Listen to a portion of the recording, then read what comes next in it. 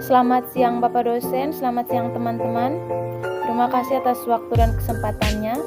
Perkenalkan, nama lengkap saya Florida Agatha Lodan dengan NIM 2003030012, kelas A, semester 3, jurusan Sosiologi, Fakultas Ilmu Sosial dan Ilmu Politik, Universitas Nusa Cendana Kupang. Pada kesempatan ini saya akan mereview buku keempat.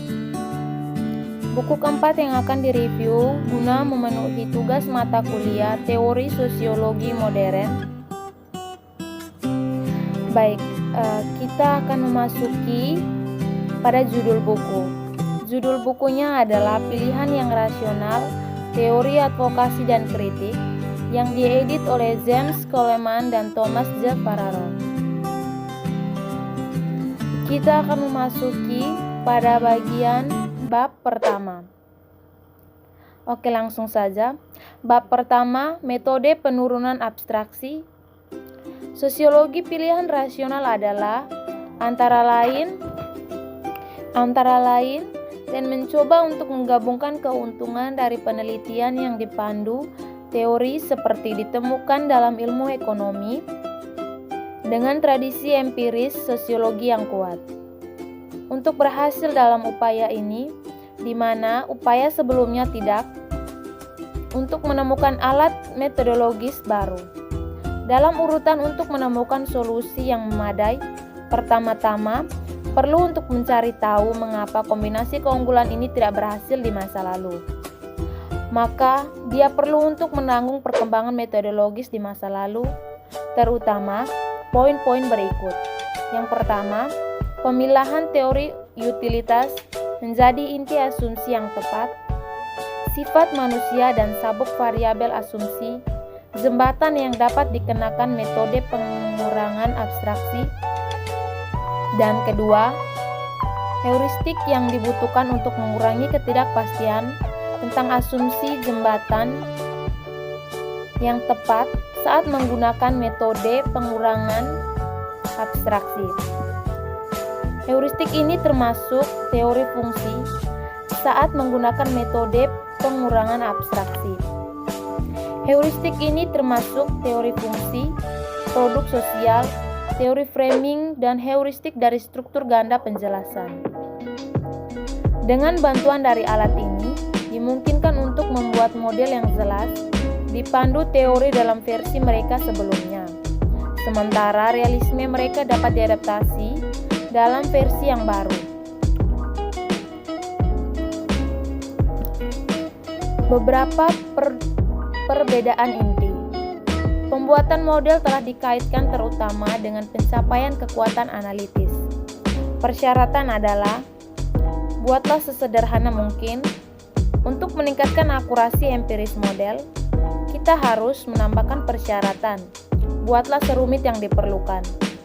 Metode pengurangan abstraksi yaitu penurunan penyederhanaan untuk upaya mencapai analisis yang didorong oleh teori dan akurasi empiris dengan mengambil pembangunan model menjadi urutan versi dari teori, di mana akurasi empiris didekati secara bertahap, sementara versi awal teori memberikan kekuatan analitis. Dalam urutan untuk mencapai ini yaitu untuk menghindari jebakan sebelumnya. Upaya penting untuk mengamati beberapa perbedaan metodologi yang sering diabaikan di masa lalu. Teori inti dan asumsi jembatan. Sebuah teori inti terdiri dari sejumlah ide panduan yang dapat dibuat lebih spesifik dengan asumsi tambahan yang menjembatani kesenjangan antara inti dan yang lebih atau realitas yang kurang disederhanakan. Oleh karena itu, asumsi tambahan ini disebut asumsi jembatan. Heuristik 1. Logika situasi. Sebuah teori inti yang memenuhi ketiga persyaratan ini untuk teori individualis lebih dari yang lain adalah model mana yang tampaknya untuk muncul lebih dan lebih sebagai inti umum dari ilmu-ilmu sosial. Inti ini teori tindakan sesederhana asumsi jembatan yang dibuat untuk elemen misalnya berkaitan dengan mengevaluasi fungsi utilitas linear sederhana, dapat diasumsikan, dan kemudian versi modal fungsi non-linear dapat menggantikan asumsi sederhana yang pertama, model. Asumsi yang lebih kompleks adalah bahwa jadi asumsi psikologi dapat masuk sebagai asumsi jembatan tanpa mengganti individu teori inti. Dari contoh ini dapat dilihat juga bahwa meningkatnya kompleksitas asumsi jembatan membuat model lebih realitas, tetapi juga menjadikan kurang kuat secara analitis. Karena itu sangat meningkatkan informasi yang dibutuhkan per situasi dan per individu. Heuristik 2. Fungsi produksi sosial dan pembingkaian. Karena pria yang bermain peran, sosiologi telah mendekati preferensi bukan dari sudut pandang pilihan dibawa kendala, tetapi dari sudut pandang kontrol sosial. Dua pesan sosiologi adalah tidak terlibat dalam perlakuan sosiologis tradisional terhadap preferensi. Salah satunya adalah gagasan bahwa karena efek sosiologis pada internalisasi, contoh orang tidak perlu repot memilih. Bagaimana perilakunya ditentukan secara sosial dengan mensosialisasikan individu sedemikian rupa sehingga dia akan ingin melakukan apa yang diharapkan secara sosial untuk dia lakukan. Jadi, keinginan setelah dihapus dari pemilihan. Pesan lainnya adalah preferensi adalah produk dari proses sosial. Asumsi lainnya. Metode pengurangan abstraksi tidak terbatas pada jembatan asumsi. Semua asumsi yang dibuat dalam pembuatan model adalah tunduk pada metode.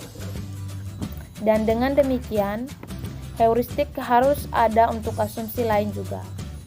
Apa jenis asumsi mereka? Kombinasi keunggulan analitik masyarakat dengan keunggulan teoritis dari individu memerlukan struktur penjelasan ganda. Langkah pertama menjelaskan efek individu dalam konteks sosial. Langkah kedua menjelaskan bagaimana efek individu diubah menjadi efek kolektif. Untuk alasan ini,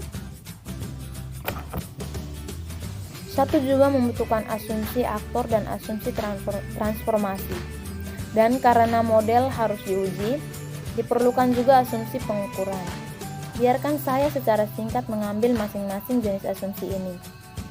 Sebelum seseorang dapat membuat asumsi jembatan tentang pembatasan tujuan dan harapan untuk aktor, pertama-tama harus memutuskan jenis dan jumlah aktor yang harus dipertimbangkan.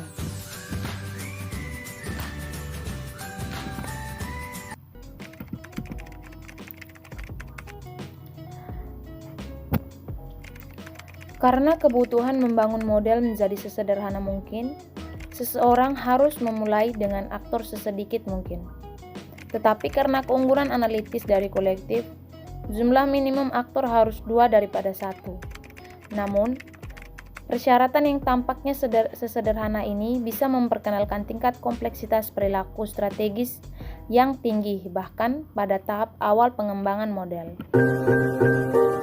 Untuk menghindari berurusan dengan perilaku strategi pada tahap ini, seseorang dapat meningkatkan aktor implisit sama sekali dengan menggabungkan hanya variabel pada agregat tingkat seperti semakin ketat pasar tenaga kerja, semakin rendah tingkat reemployment. Aktor implisit minimal adalah orang-orang mencari pekerjaan dan majikan, tetapi karena mereka tidak dibuat eksplisit, tidak ada asumsi jembatan yang dibuat tentang mereka. Dan karena tetap sepenuhnya pada tingkat kolektif, tidak ada asumsi transformasi yang harus dibuat. Hanya asumsi pengukuran mengenai kedua variabel yang dapat ditingkatkan dari cepat dan aktor, langkah-langkah untuk yang kompleks dan kapan di next langkah aktor secara komplit diperkenalkan. Seseorang dapat mulai dengan satu aktor sentral dan memperkenalkan aktor lain hanya melalui pembatasan aktor sentral ini.